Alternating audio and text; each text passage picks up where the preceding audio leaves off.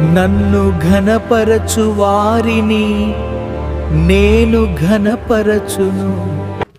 ఈరోజు దేవుని వాగ్దానం, నన్ను ఘనపరచు వారిని నేను ఘనపరచుదును. సమూయేలు గ్రంథము 2వ అధ్యాయం 30వ వచనం. ప్రియ సహోదరి సహోదరులారా, ఈ వాక్యంలో దేవుడు ఒక గొప్ప సూత్రాన్ని చెబుతున్నాడు. దేవుని గౌరవించే వారిని, ఆయనకు ప్రాముఖ్యత ఇచ్చేవారిని దేవుడు కూడా గౌరవిస్తాడు. కానీ దేవుని నిర్లక్ష్యం చేసేవారు చివరకు అవమానాన్ని పొందుతారు. ప్రియులారా, దేవునికి ప్రథమ స్థానం ఇవ్వాలి.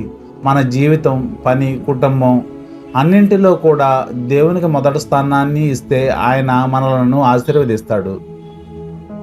అలాగే దేవుని గౌరవించడం అంటే ఆయన వాక్యాన్ని వినటం, ఆయన ఆజ్ఞలను పాటించటం, పవిత్రంగా జీవించటం. దేవుడు మనలను ఎత్తిపడేస్తాడు. మనము దేవునిని గణపరిచినప్పుడు దేవుడు మన గౌరవాన్ని పెంచుతాడు. నిజమైన గౌరవం దేవుని నుంచే వస్తుంది.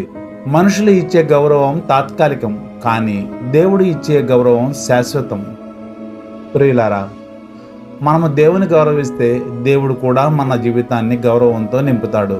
అందుకే ప్రతిరోజు మన జీవితం ద్వారా దేవునికి మహిమ కలిగేలా జీవించాలి.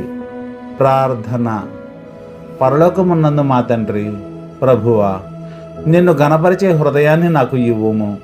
నా మాటలలోనూ నా కార్యములలోనూ నీకు మహిమ కలిగేలా నన్ను నడిపించుము. ఆమెన్.